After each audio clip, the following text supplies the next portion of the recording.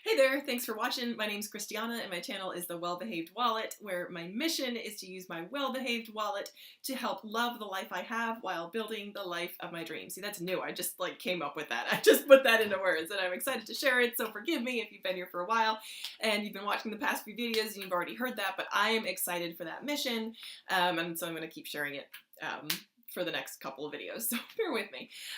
So also the reason why I say that is because this video is kind of going to be a bit of a departure for me, because I make videos on personal finance, on budgeting, making up spending plans, sticking to your spending plans, and then what I spend during the week to keep myself accountable to you and to myself.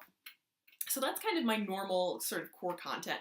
This is going to be a departure because I'm going to talk about something that happened in the past, and if you've clicked on this, you already know I'm going to be talking about my whole experience applying to colleges from high school and applying to and attending, deciding on attending a college.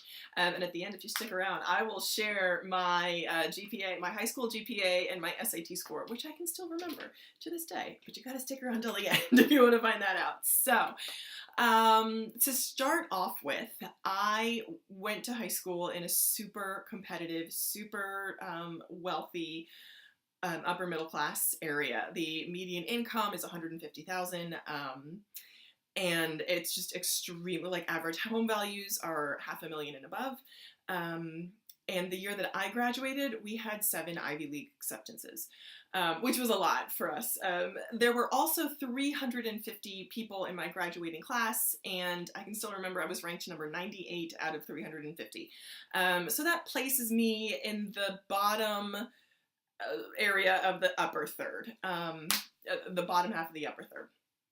Bottom area. Anyway, I was in the, toward the bottom. So I had, which meant that I took some advanced placement courses, mostly in the English and humanities. I took an advanced English courses, average math courses. So that's kind of what I was working with as far as where my abilities sort of placed me in high school. I will say that I also was not conscientious at all about studying or applying myself at all. I was not, I would say I wasn't naturally, I was a hard worker, but I don't really think that I had that in myself to apply sort of strict principles, as far as, I wasn't very disciplined as a student at all. And that's something that, looking back, I wish I had acquired more, is more of that discipline, because I had really good friends that weren't and would fully admit that they weren't necessarily super smart, they were just hard workers, and I so admire that. In fact, one of my best friends, both of her parents were molecular biologists, and she would say that she wasn't the smartest, but she worked hard. And she and her husband are both, they worked for Boeing for the longest time. So she went to MIT, studied aeronautical engineering. She and her husband worked for Boeing, and then they went back and got their law degrees. So now they are both aeronautical patent attorneys. It's something crazy, crazy advanced and ridiculously smart. And I'm like, wow, that started in high school, where she just worked really hard and applied herself, because it was a cool thing to say, oh, you didn't have to work hard for your grades. And she's like, no, I work really hard for my grades. And I'm like, girl, I admire you. And I wish, looking back, that I had been that way, but I wasn't. So I kind of skated by with some A's, some C's, mostly B's. So that's where I was working, what I had as far as grades went. I didn't have a ton of extracurriculars. I did Latin club, I did drama club, and that was it. I didn't have any sports. I did choir, and I did a singing ensemble group. And I would have done orchestra, but they were at the same time, so you had to choose between choir or orchestra, and I chose choir. So that's what I had. I was working part-time. I had been ever since the summer of my sophomore year. I'd worked since I was 12. Babysitting and whatnot, but I was working a full-time job, or a part-time job on the books at that point as well. So that's what I had as far as extracurriculars. So I wasn't a super competitive applicant. I was right at that middle of the road target, and therefore my college guidance counselor, who was overworked, she had 1,200 students to deal with. When she gave me a list of colleges that I should think about applying to, they were all sort of the middle of the road colleges that someone with my GPA should apply to. And I looked at them and I was like, yeah, and why? And I was going through some other stuff at the time, like my Latin teacher was trying to date my mom, and like it was kind of a mess. So she was kind of like helping to mediate that situation. She didn't know what the heck she was in for with me. So she was just kind of doing her best. So I understand none of those recommendations were tailored for me. And at that point, I really didn't have any burning interest. I thought I was into theater.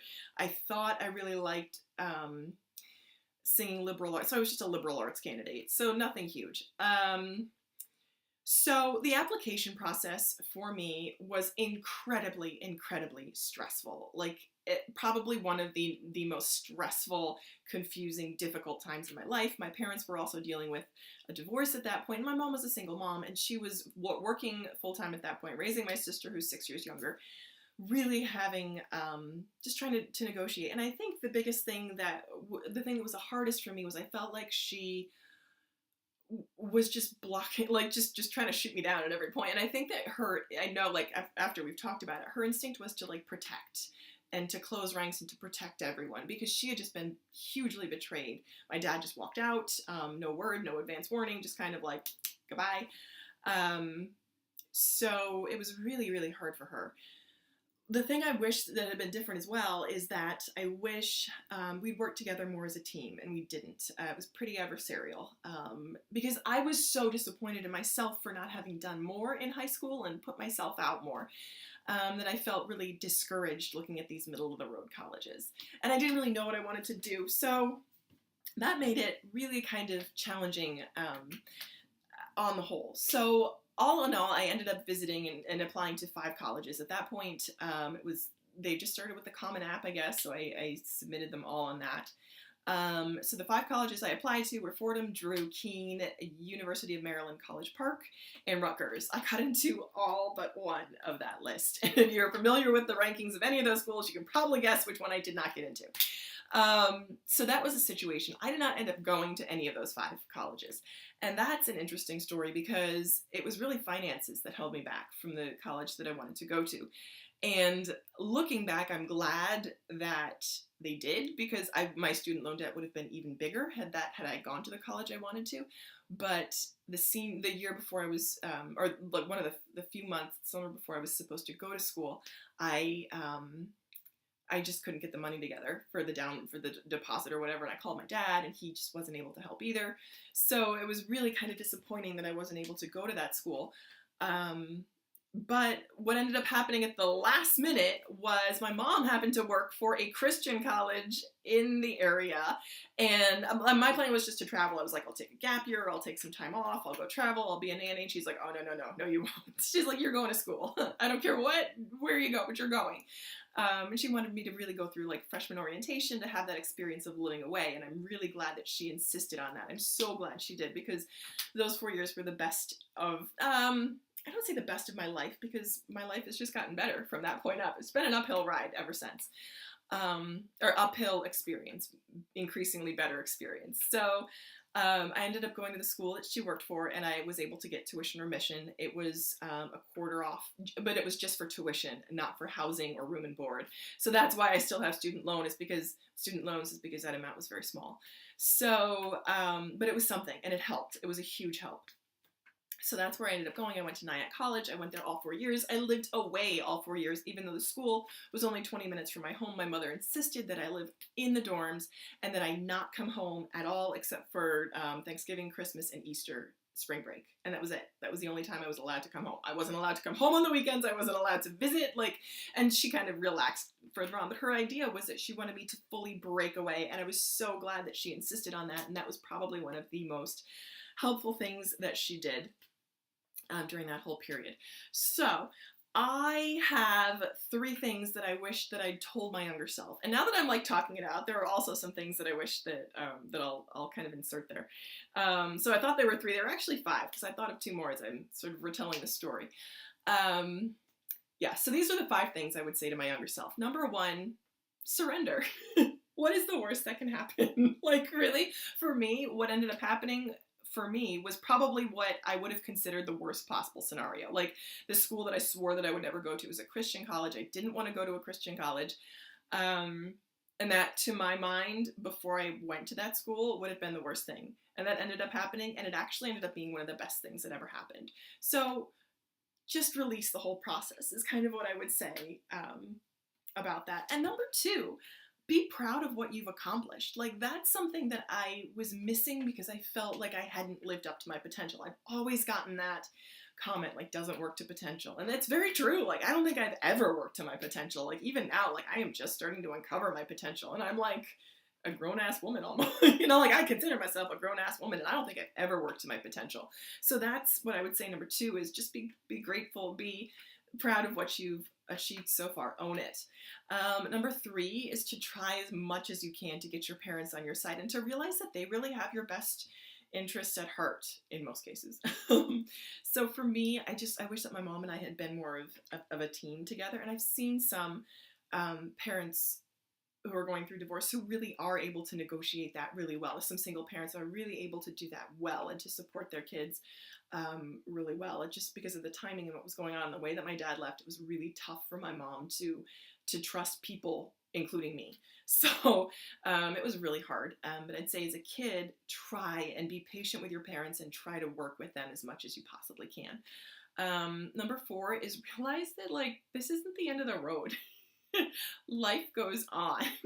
Like, you might think, or I thought that, like, the college that I got into was like, that's it, like life stops after that.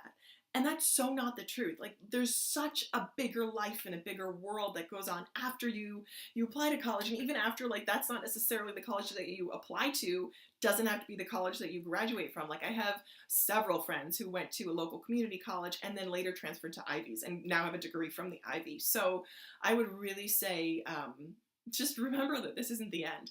And number five, I would say it's never too late to develop a new habit and a new outlook. And that for me was in, like, my work habits and my discipline.